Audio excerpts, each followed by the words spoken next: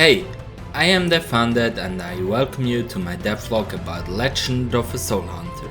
First of all, I want to thank you all for your interest into the game. It's very nice for me to see that some people were even willing to subscribe to the channel. To the state of the recording, there are already 111 people who have subscribed to the channel, which of course makes me very happy.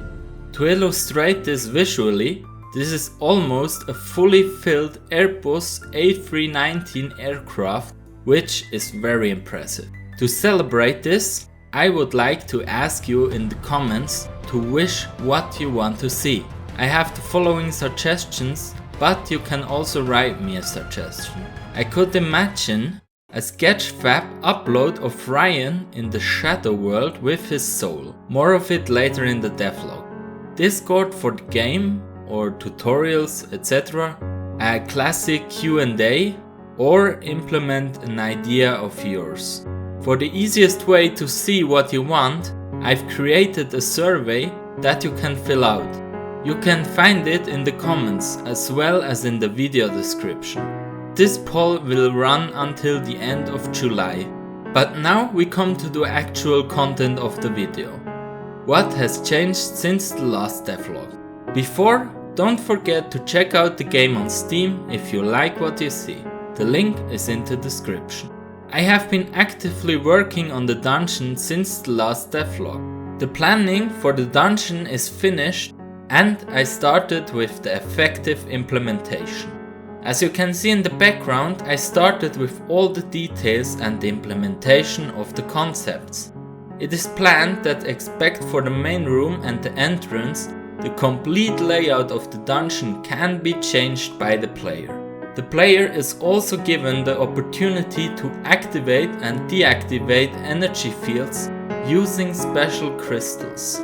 This gives the opportunity to explore new areas. The boss of the dungeon is roughly sketched but not yet final. What do you think could be a typical boss for the dungeon? I can't and don't want to spoiler more at this point. This is because I still want to give you the opportunity to explore this dungeon for yourself later once the game is released. From a comment from a colleague, I improved the visual feedback when an opponent is hit. Since I don't want to show blood in my game, I decided to make the enemy flash red briefly when damaged. This is visually very recognizable. I think at a later stage, when I make the combat system more complex, I will add some additional effects. Furthermore, the shader for this representation is designed so open that I can also change the colors and intensity so that I can also represent poisoning or burns visually better. What has been missing from the world so far are NPCs. They are essential not only to liven up the world, but also to get quests or to create a certain bond between player and NPC. Therefore, I have created various concepts of NPCs.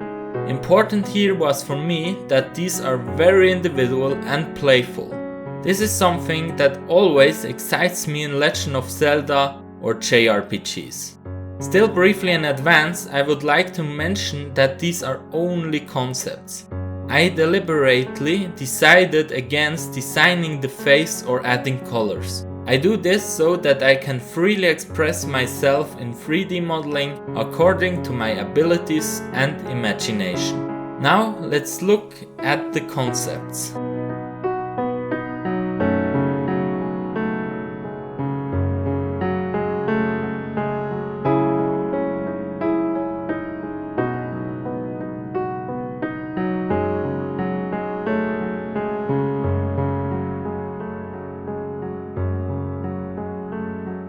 As you can see, all NPCs have their own traits and characteristics, which makes them special. However, I would only like to go into detail about the last concept, Ryan's soul.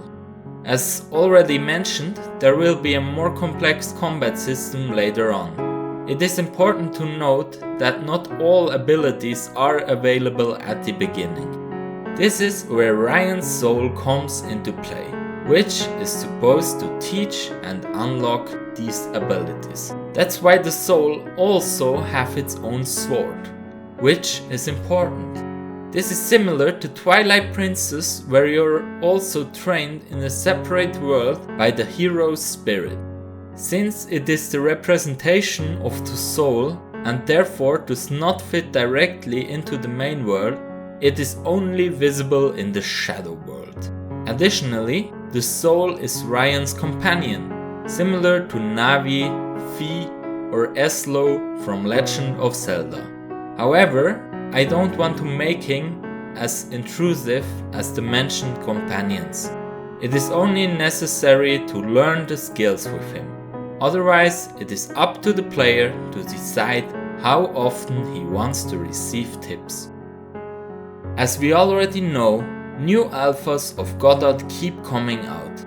This time it was Alpha 11 and Alpha 12. Both of which are very important and bring us closer and closer to a beta. Let's take a look at Alpha 11 first. This one had problems again and showed me a blank page with errors on startup. After browsing the files, I found that a lot of the UI was corrupted. Godot changed the hierarchy to a flat one and gave me strange names. I was then allowed to redo the complete UI based on the previous alpha and the state in Git. Still, this alpha brought many fixes and a cool new movie maker mode. I used it directly for the recording in the dungeon. This is not really recommended for live gameplay because it is very laggy, even in lower resolution, and you have no sounds during playback. This is of course in the video, then no problem, there you have the set FPS and audio. And Alpha 12 has also been out for a few days now. This has changed the way fonts are handled. Therefore I had to re-import my fonts. After that I had to re-import them into my theme. Unfortunately it kicked out the theme everywhere in the UI, so I had to go through all the elements with UI and relink the theme. Starting the game was not possible before and there was no error message. According to the news from Godot, we are getting closer and closer to a beta. This also means that we are getting closer to a feature freeze. So it is then also clear that all features are added and you can work with them. Since more developers will then try out the engine, it can be assumed that afterwards mainly bug fixes and optimizations will come. Further, I would like to announce here a new series with the name Rework 3D. Namely, I have taken the approach to improve the game visually again and again with the current know-how of me. Also, there are currently some placeholders which are not really nice to look at. For example, all the vegetation, chairs, benches, tables, a lot of the houses and of course the NPCs. Instead of doing this secretly, I would like to document this on YouTube as well.